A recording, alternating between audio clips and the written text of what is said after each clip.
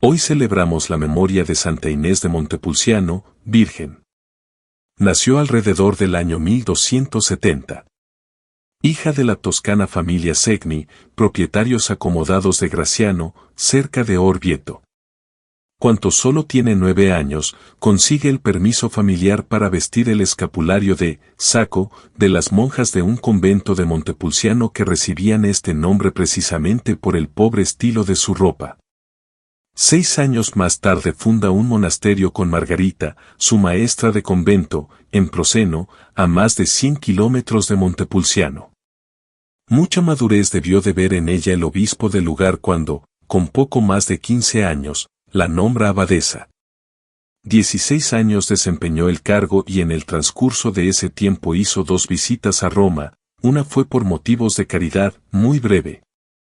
La otra tuvo como fin poner los medios ante la Santa Sede para evitar que el monasterio que acababa de fundar fuera un día presa de ambiciones y usurpaciones ilegítimas. Se ve que en ese tiempo podía pasar cualquier cosa no solo en los bienes eclesiásticos que detentaban los varones, sino también con los que administraban las mujeres. Apreciando los vecinos de Montepulciano el bien espiritual que reportaba el monasterio de Proceno puertas afuera, ruegan, suplican y empujan a Inés para que funde otro en su ciudad pensando en la transformación espiritual de la juventud. Descubierta la voluntad de Dios en la oración, decide fundar. Será en el monte que está sembrado de casas de lenocinio, un lugar de pecadoras, y se levantará gracias a la ayuda económica de los familiares, amigos y convecinos. Ha tenido una visión en la que 3 barcos con sus patronos están dispuestos a recibirla a bordo. Agustín, Domingo y Francisco la invitan a subir, pero es Domingo quien decide la cuestión, subirá a mi nave. Pues así lo ha dispuesto Dios. Su fundación seguirá el espíritu y las huellas de Santo Domingo y tendrá a los dominicos como ayuda espiritual para ella y sus monjas. Con maltrecha salud, sus monjas intentan procurarle remedio con los baños termales cercanos, pero fallece en el año 1317. Escuchemos atentamente la palabra de Dios. Lectura del libro de los Hechos de los Apóstoles. En aquellos días, Esteban, lleno de gracia y poder, realizaba grandes prodigios y signos en medio del pueblo. Unos cuantos de la sinagoga, llamada de los libertos, oriundos de Cirene, Alejandría, Cilicia y Asia, se pusieron a discutir con Esteban, pero no lograban hacer frente a la sabiduría y al espíritu con que hablaba. Entonces indujeron a unos que asegurasen: le hemos oído palabras blasfemas contra Moisés y contra Dios.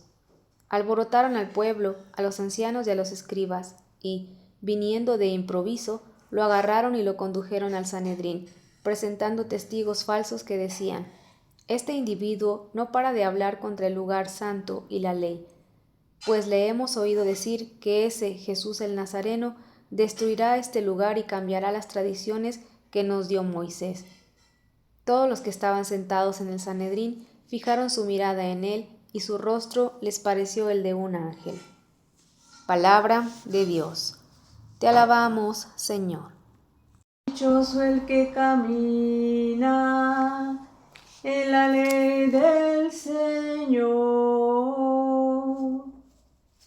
Aunque los nobles se sienten a murmurar de mí, tu siervo medita tus decretos.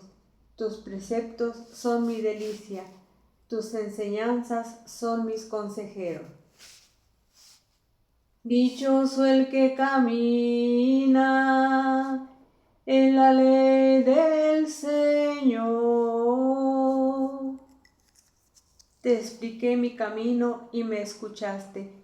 Enséñame tus mandamientos. Instrúyeme en el camino de tus mandatos y meditaré tus maravillas.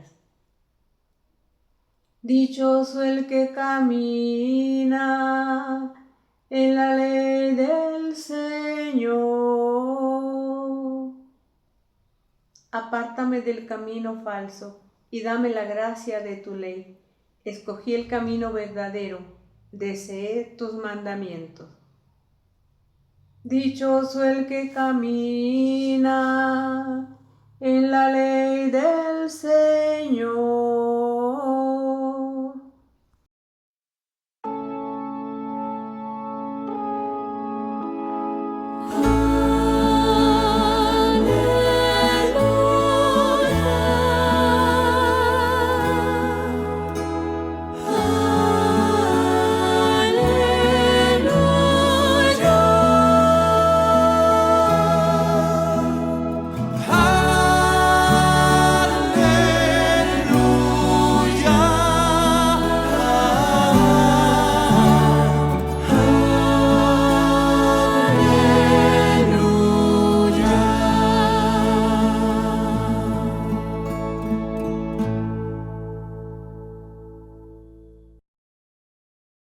Escuchemos atentamente la palabra de Dios. El Señor esté con ustedes. Y con tu espíritu. Lectura del Santo Evangelio según San Juan. Gloria a ti, Señor. Después de que Jesús hubo saciado a 5,000 hombres, sus discípulos lo vieron caminando sobre el mar. Al día siguiente, la gente que se había quedado al otro lado del mar notó que allí no había habido más que una barca y que Jesús no había embarcado con sus discípulos, sino que sus discípulos se habían marchado solos. Entretanto, unas barcas de Tiberíades llegaron cerca del sitio donde habían comido el pan después que el Señor había dado gracias. Cuando la gente vio que ni Jesús ni sus discípulos estaban allí, se embarcaron y fueron a Cafarnaún en busca de Jesús. Al encontrarlo en la otra orilla del lago, le preguntaron: Maestro, ¿cuándo has venido aquí? Jesús les contestó: en verdad os digo, me buscáis no porque habéis visto signos, sino porque comisteis pan hasta saciaros. Trabajad no por el alimento que perece, sino por el alimento que perdura para la vida eterna, el que os dará el Hijo del Hombre, pues a éste lo ha sellado el Padre, Dios. Ellos le preguntaron: ¿y qué tenemos que hacer para realizar las obras de Dios? Respondió Jesús: la obra de Dios es esta, que creáis en el que Él ha enviado. Palabra del Señor. Gloria a ti, Señor Jesús. La multitud presintió un gran milagro. En efecto, vieron que a la barca solo habían subido los discípulos y que allí no quedaba ninguna más. Llegaron otras barcas de Tiberíades al lugar cercano a donde habían comido el pan, la multitud se sube a ellas y va en busca de Jesús. Si Jesús no había subido con sus discípulos y allí no había ninguna otra barca, ¿de qué modo había atravesado Jesús tan rápidamente el mar, sino caminando sobre él para mostrar un milagro? Cuando la multitud le encontró, ved que se presenta a la multitud, de la que se había alejado huyendo al monte por temor a que lo raptasen. Sin lugar a duda nos confirma e indica que todo ello estaba dicho indicando un misterio y que se hizo simbólicamente para significar algo. Ved que quien se había alejado de la multitud, huyendo al monte, ahora está hablando con ella. Que le prendan ahora y le hagan rey. Le encuentran al otro lado del mar y le preguntan: Rabí, ¿cuándo has llegado acá? Después del milagro indicador de un misterio, hace uso de la palabra con la intención de alimentar, en la medida de lo posible, a los mismos que ya había alimentado. De saciar con sus palabras las mentes de aquellos cuyos vientres había saciado ya abundantemente con el pan. Todo condición de que lo entiendan, y si no lo entienden, que se recoja para que no perezcan ni las obras siquiera. Hable, pues, nosotros oigámosle con atención.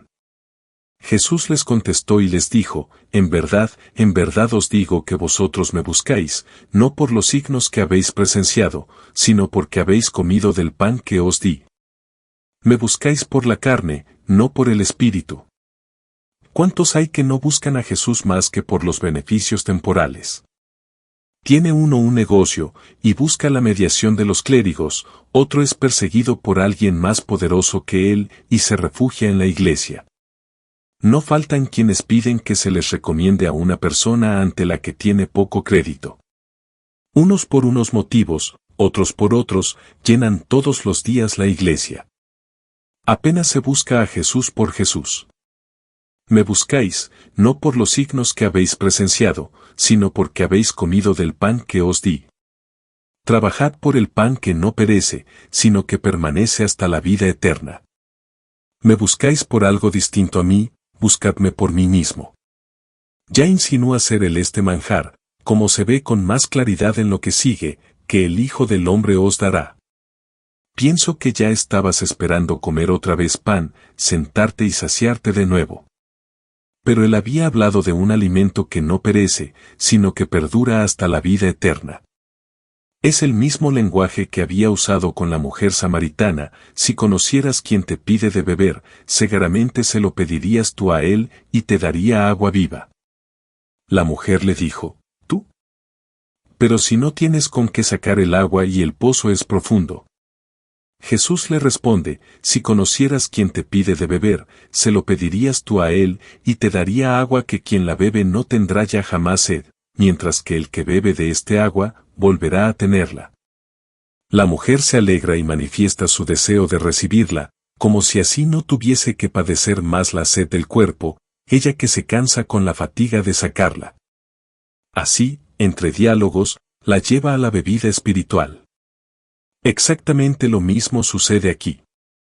Pidamos a la Santísima Virgen María que nos conceda la gracia de la perseverancia en la oración para ofrecer continuamente nuestros sacrificios en unión a Jesús nuestro Señor.